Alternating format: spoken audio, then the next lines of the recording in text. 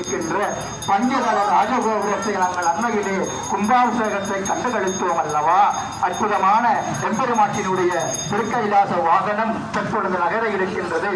மின்விளக்குகளால் அலங்கரிக்கப்பட்டு மங்கள ரூபினி மதிகர சூழினி மன்மத பாணிகளே கங்கட வாணியன் கழுமுகம் கண்டனல் கற்பகக்காமணியே ஜெயசிவ சங்கரி கௌரிகிரி வாகரி துர்க்கனி வாரணி காமாட்சி என்று நாம் அம்பிகையை போற்றி துதிக்கின்றோம் அல்லவா?